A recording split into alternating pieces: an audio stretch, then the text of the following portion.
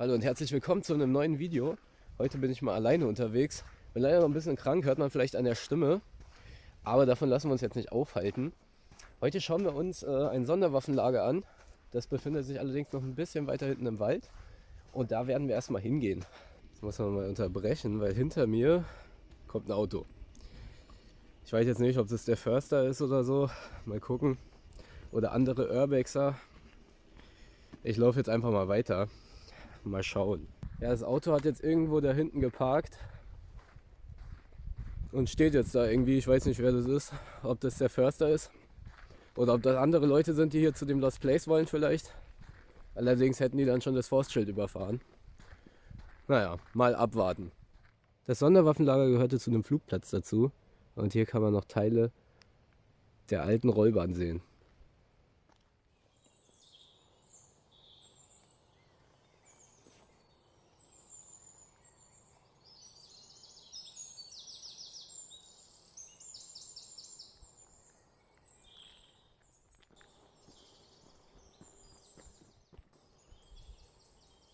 So, und da vorne befindet sich der Eingangsbereich.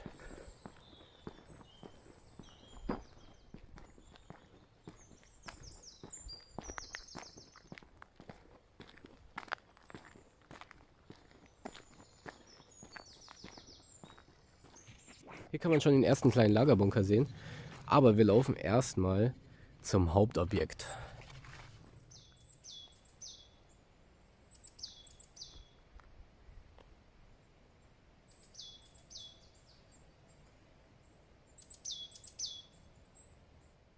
Ja, ich bin jetzt am Objekt der Begierde für heute angekommen, und zwar diese Lagerhalle. Nein, natürlich nicht. Und zwar dieser Bunker vom Typ Basalt. Der wurde von der GSSD damals genutzt und vom KGB bewacht. Das Ganze war hier streng geheim. Das Sonderwaffenlager, richtig, was lagerte hier? Ja, nukleare Sprengköpfe für nukleare Freifallbomben. Also Atomsprengköpfe. Deswegen war das ganze Gelände auch super bewacht. Die Säulen hier im Hintergrund, das war mal ein Ladekran. Allerdings fehlt da schon das Dach. Die Haupttore sind verschlossen, aber an der Seite kommt man trotzdem noch rein. Allerdings ist das Ganze ziemlich eng und etwas größere Leute haben da auf jeden Fall Probleme. So, aber erstmal müssen wir in das gute Objekt reinkommen. Und wie gesagt, das ist etwas eng. Deswegen wird das jetzt etwas kompliziert.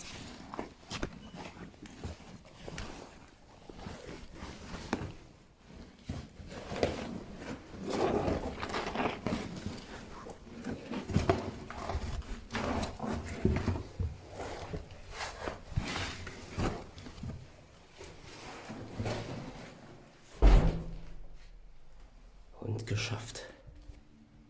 Ja, hier vorne befindet sich schon das eine Tor zum Bunker. Allerdings auch nur das Tor vom Seiteneingang. Der richtige Eingang, der da draußen verschüttet ist, ist hier. Sehr, sehr große Drucktore. Dem befindet sich hinten zum Lagerraum auch nochmal eins. Hier war damals noch ein Tor vor und in der Mitte befand sich auch noch ein Tor. Das Ganze war hier hermetisch abriegelbar. Ja, wir gehen jetzt erstmal in Richtung Lagerraum. Und die Seitenräume schauen wir uns danach an.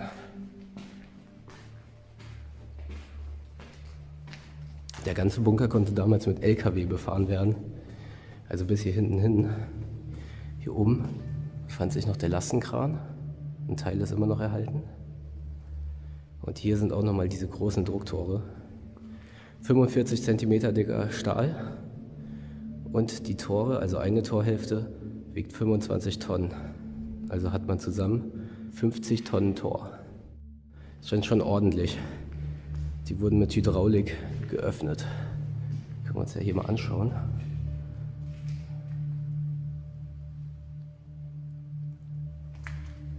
Und hier im Lagerraum hatte man Platz für so 40 bis 80 Atomsprengköpfe. Jetzt gucken wir uns noch schnell die anderen Räume mal an. Der Bunker hat 2 Etagen, aber wir bleiben erstmal unten. Hier sind nur so ein paar kleinere Nebenräume. Die sind auch komplett leer und nicht sonderlich interessant.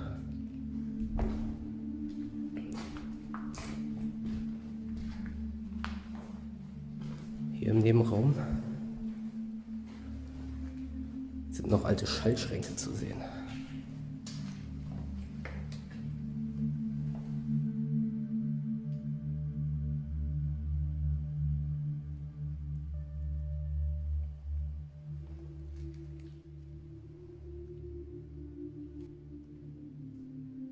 Teil der Luftanlage. Und oben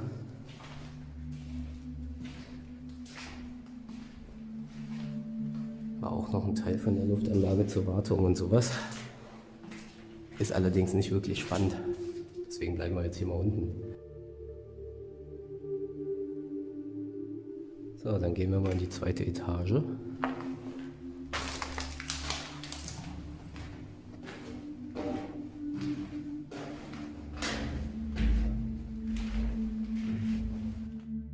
Und gehen hier mal links in den Flur rein. Hier sind alles nur leere Nebenräume.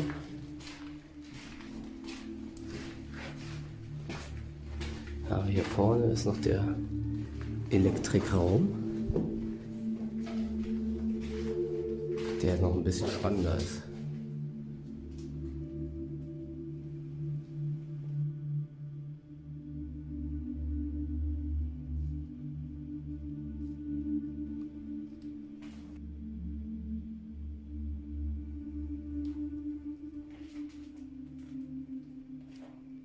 Und die Treppe hoch auf der rechten Seite hat der Tür verschlossen, was echt cool ist, weil die echt noch funktioniert. Da befindet sich der Luftfilterraum hinter. Und den gucken wir uns jetzt mal an.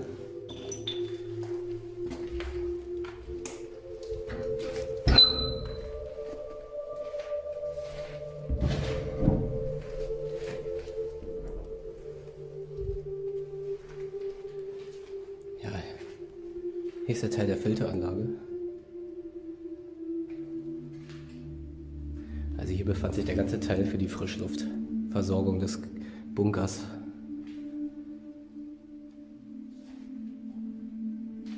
So, ich stehe jetzt hier wieder am Ausgang. Das heißt, ich werde jetzt gleich erstmal versuchen, hier wieder rauszuklettern.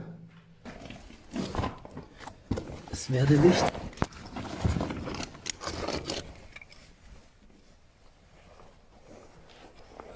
So.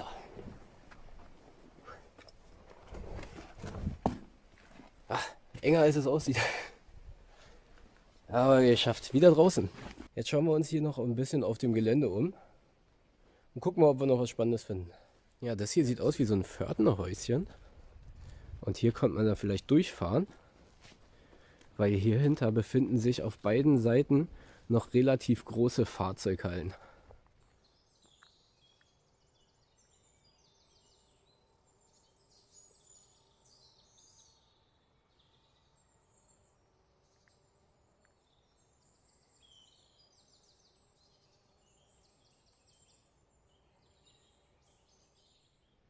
Ja, wie es aussieht, gab es hier auch mal eine Werkstatt.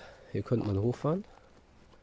Und das sieht aus wie eine kleine Grube, wo man dann an den Fahrzeugen arbeiten konnte.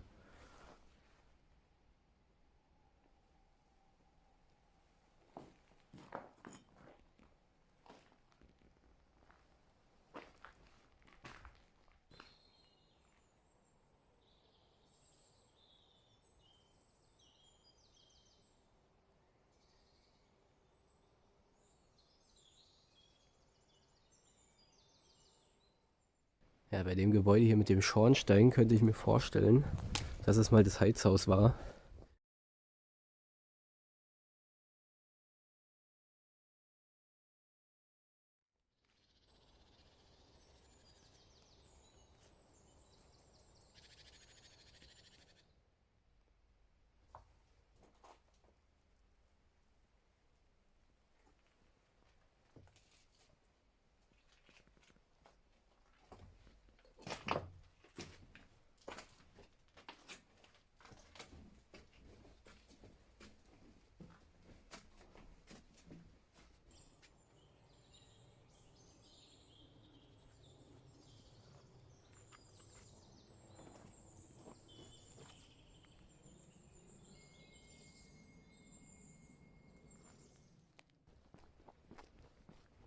Ich bin jetzt schon wieder auf dem Rückweg, aber weiter vorne im Wald befindet sich noch ein kleines Häuschen mit einer Scheune. Das können wir uns ja auch noch angucken, das liegt ja auf dem Weg. Bin auch gespannt, ob ich die Leute noch treffe, die da vorher mit dem Auto hinter mir hergefahren sind. Die sind nämlich so ungefähr auf der Höhe von diesem Haus stehen geblieben. Also mal abwarten.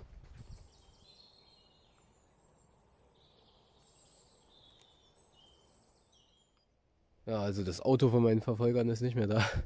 Die standen vorhin hier ungefähr. Soll mir auch recht sein. Hier sieht man dieses alte Grundstück, was ich meinte. Auch alles komplett verlassen. Dahinter ist noch eine Scheune. Frage ich mich, wann das gebaut wurde und wem das mal gehört hat.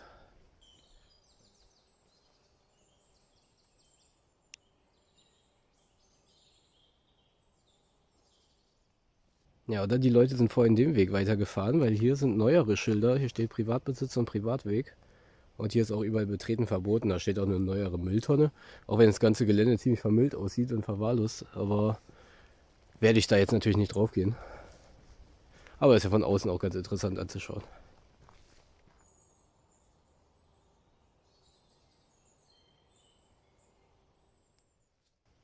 Ja, hier auch nochmal am Zugang ein neueres Schild. Relativ frisch genietet. Privatgrundstück betreten verboten. Hat sich das hier wahrscheinlich jemand erstanden? Ich hoffe, euch hat das Video gefallen.